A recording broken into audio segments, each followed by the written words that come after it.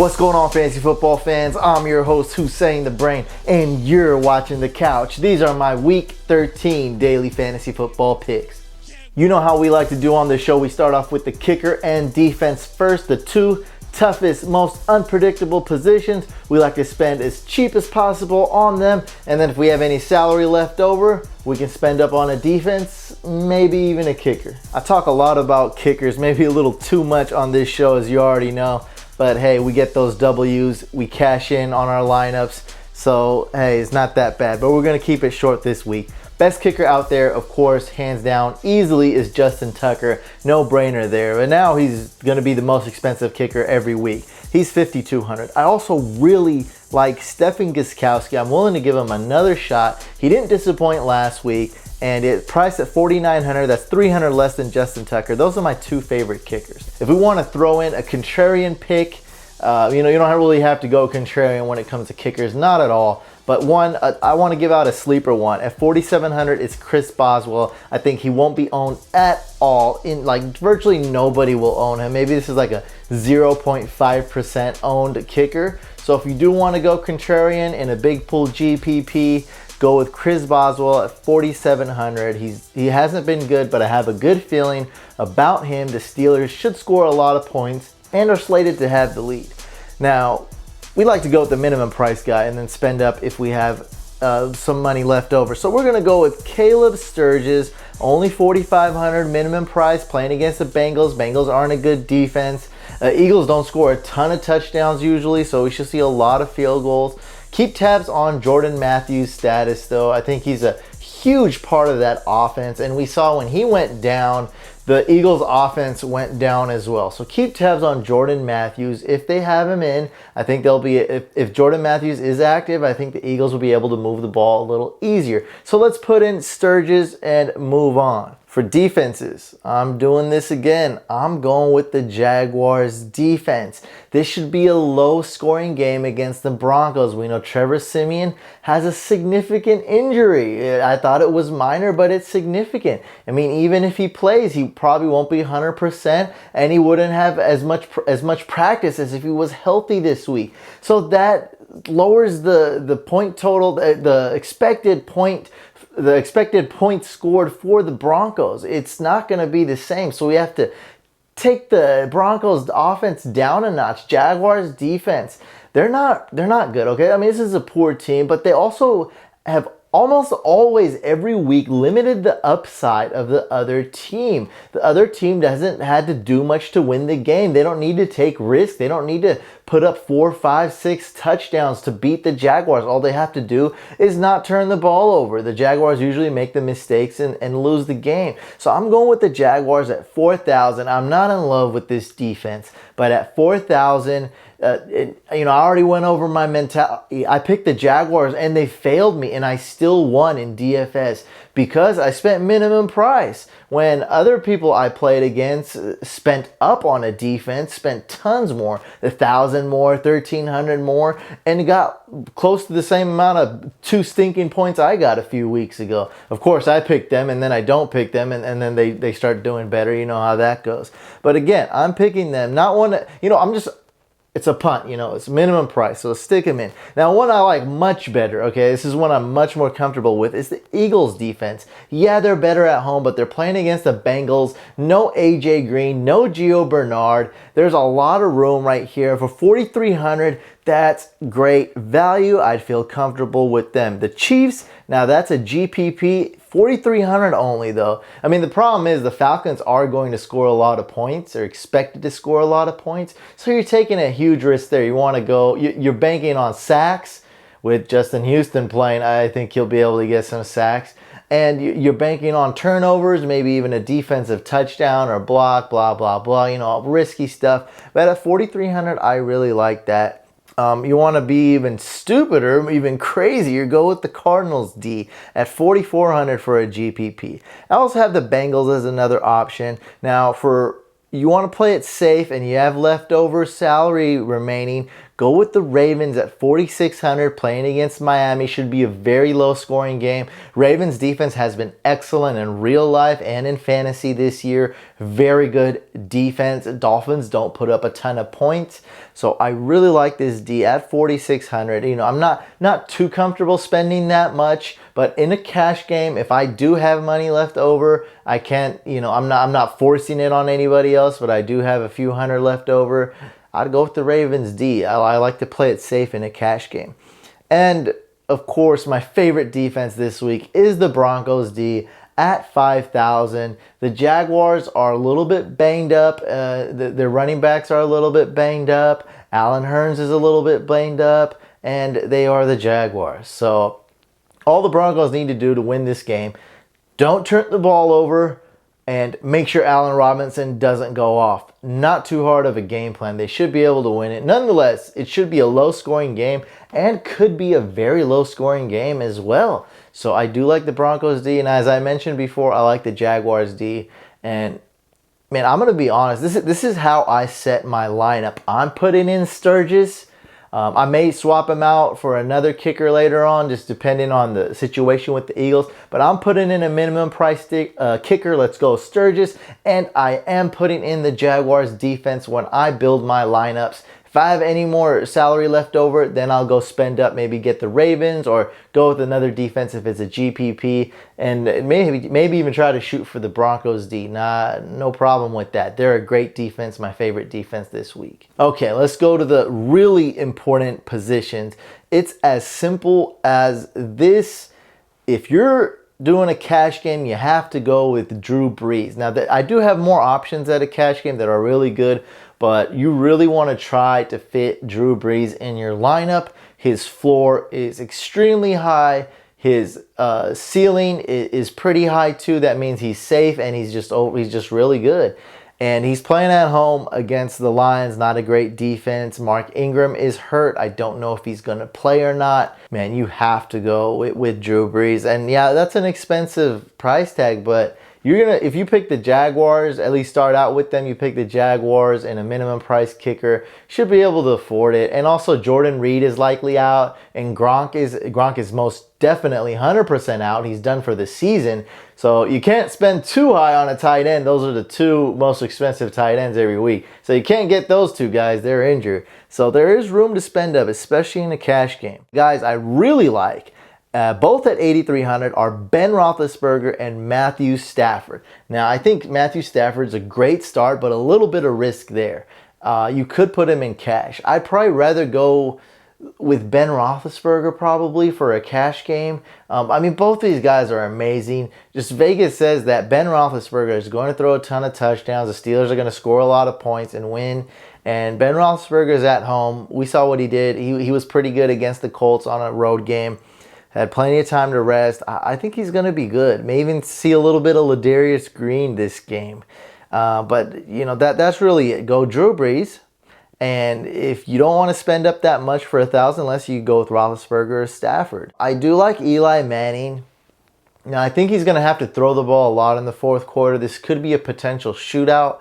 All the other experts are against Eli. Don't think he's going to do that well. And quite honestly, he hasn't been great this year. Like, he's had some pretty good games, but it's usually he gets the touchdowns, he doesn't get the yards. He gets the yards, he doesn't get the touchdowns, or he just has a bad game. So he's never brought it all together. I don't see why he would not bring it all together and get a ton of fantasy points this week. With that being said, he is a risk. I don't like him as much as Roethlisberger, Stafford, or Brees. So, I mean, keep that in mind. But he is a little cheaper at $7,900. It's playing in Pittsburgh. Now, more options at GPP. You got Ryan Fitzpatrick going against the Colts. That's Monday Night Football. That's not in the main slate. Only 7,000. And also Alex Smith. I like these two contrarian picks right here. Both 7,000. Alex Smith is playing in Atlanta. We saw he can do some things. I mean, it doesn't really get much riskier than Alex Smith, I guess, to score a lot of points. We're talking about ceiling. Yeah, you know, he's not a guy you want to bank on, so I'd say it's only for an alternate GPP lineup.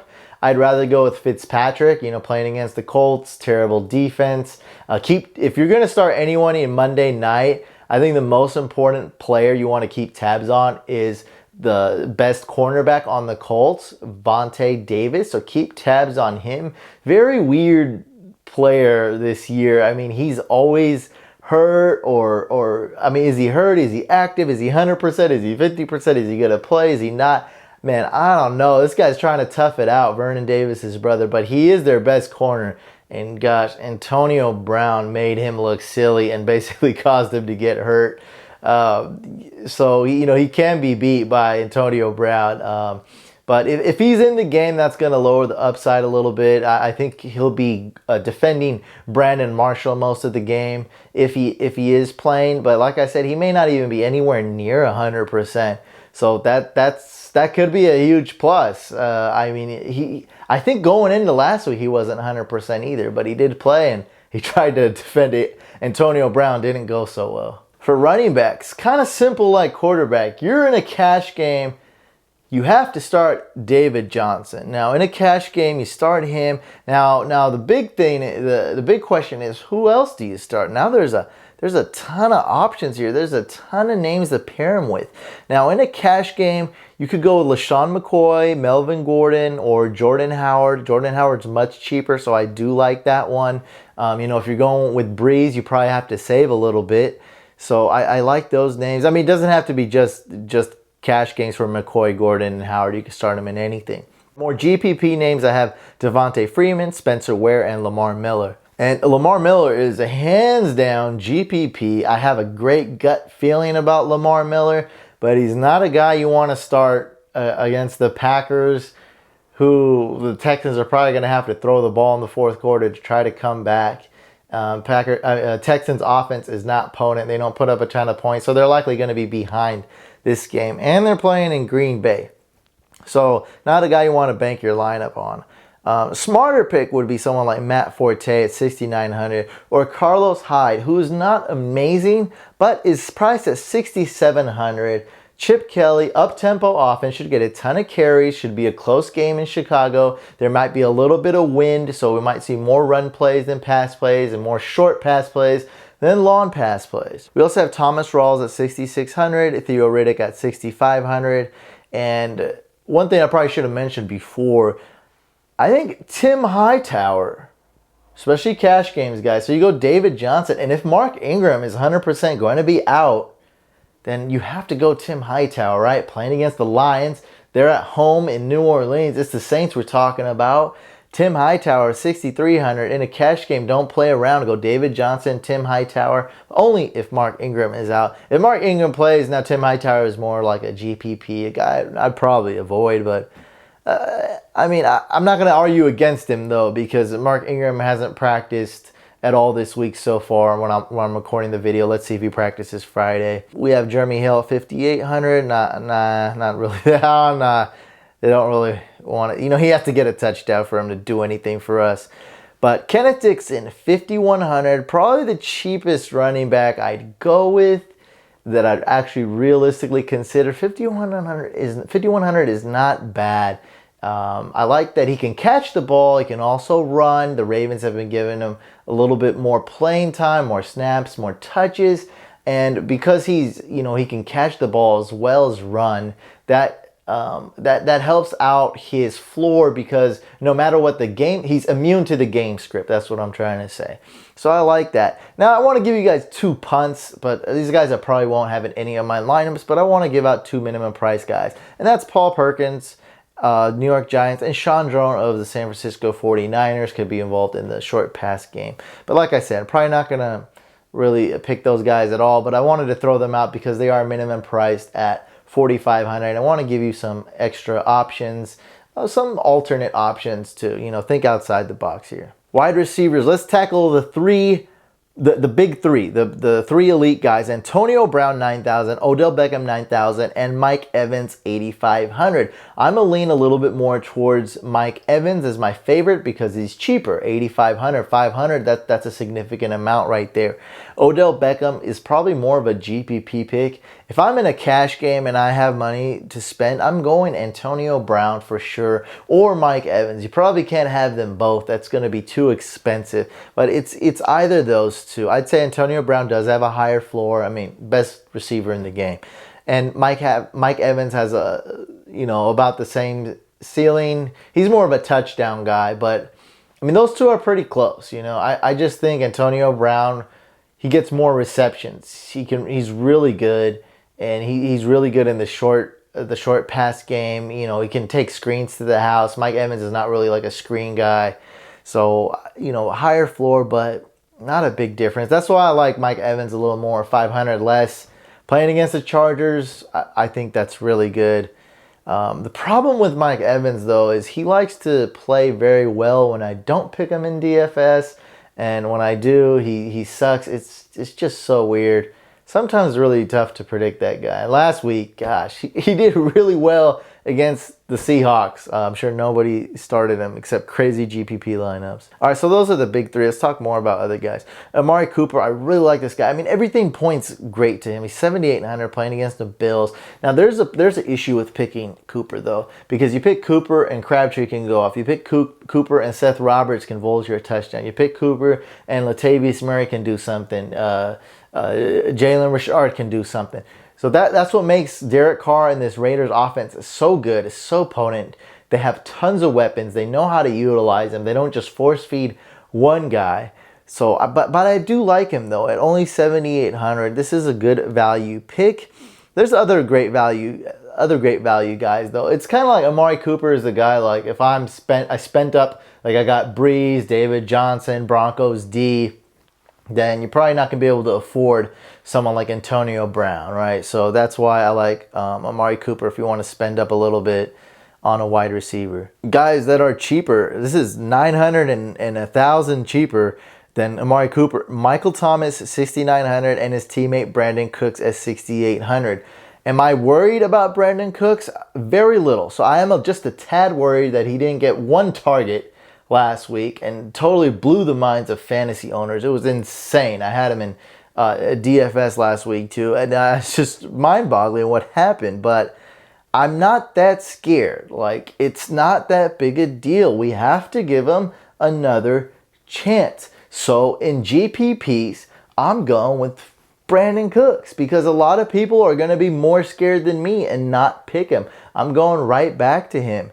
But in a cash lineup, you can go either one. I'd rather go with Michael Thomas if you can afford 100 more. He has more targets this year, way more reliable, much higher floor. He's great at catching a touchdown. I mean, just everything. He's just more consistent. I mean, look at Brandon Cooks. He's put up duds in elite games. I mean, he is just really tough to predict here.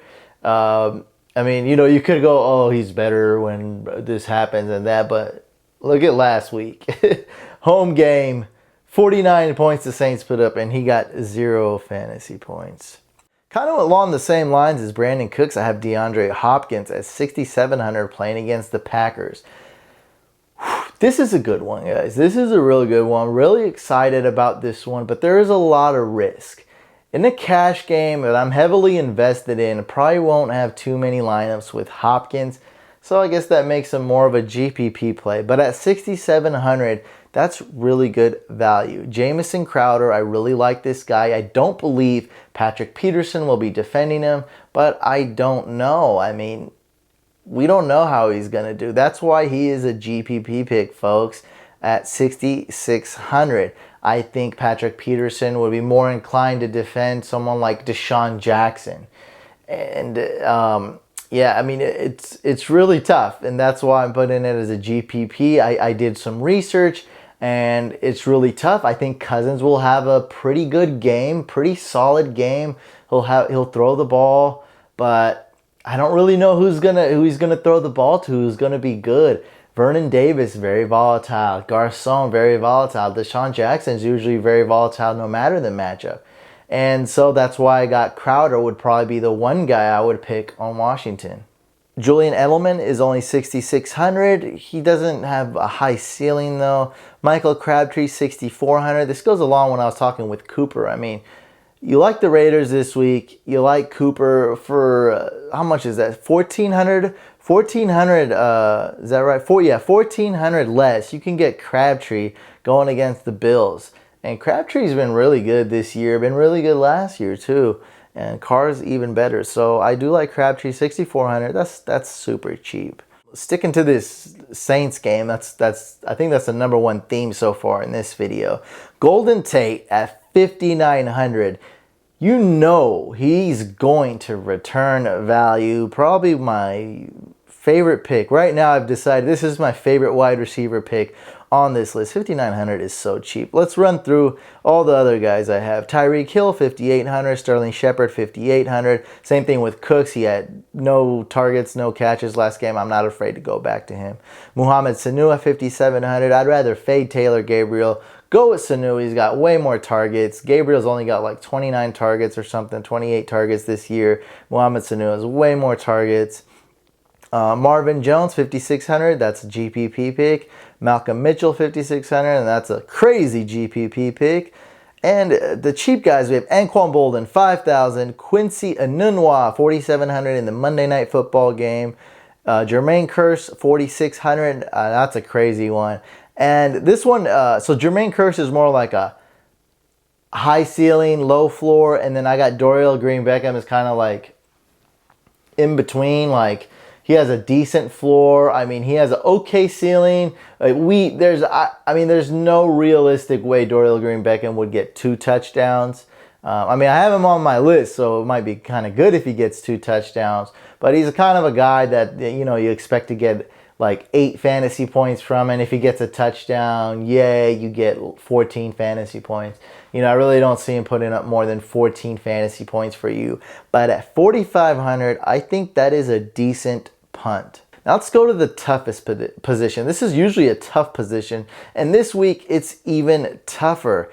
I got Tyler Eifert as a crazy pick going against the Eagles. I'd much rather, I mean, it's much smarter to go 500 cheaper and go with Kelsey.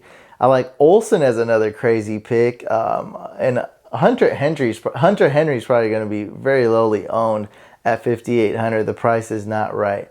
I mean, there's just so many names. It's so tough to pick a tight end. So what you want to do, you want to decide what you want to do, or maybe decide on the other guys first. Pick the kicker, pick the defense, pick all the other positions and see what you have remaining. You know, work it out with the tight end, because this is going to be a very tricky position to pick, especially this week. I like CJ Fedorowicz, 5,000, playing against the Packers. I think that's a high floor right there. That's okay. Vernon Davis, he's okay, 4,600. Some more crazy picks, Will Tye, Ladarius Green. And one super sleeper is Josh Hill. He's actually been getting more snaps than Kobe Fleener, and he's minimum priced as well. But this is what I'm likely going to do, guys. I'm going to pick all the other positions and see what I'm working with tight end, because there's so many names to pick from, and none of them truly stick out to me. That's what you got to do. You got to decide whether you're going to spend up, get a guy like Kelsey. I really think he's going to be good this week. I really like him. You know, 6,300. I think that's a good price. He's been really good this year. Or you want to, you know, go with a risky pick, or you want to be cheap. You want to be cheap. You got Fedorowicz, Kendricks, Vernon Davis, if Reed is out, and Charles Clay, Will Tye, Ladarius Green, and Josh Hill. And those are all my picks for Week 13. Hope that helped you out. If you guys want to play them on FanDuel, make sure you follow the link below. So go to the link below and make sure you use promo code FANTASYCOUCH when you sign up with FanDuel. You can play these picks for free. Just try it out, or you can play for as little as $1. So go ahead and try that out. It's a lot of fun. I play every week. It's super awesome. You can play 1 week and then the next week you can decide not to play at all. You're not locked in season long like you are in traditional leagues, which I love those too. And I play both. I can't get enough of both of them. But anyway, hope you guys enjoyed the video. Make sure you like the video, leave a comment below. Any questions you have, any picks I missed, leave a comment. Use hashtag AskTheBrain. Also, make sure you guys subscribe to the YouTube channel if you haven't already. I'll see you guys on the next video.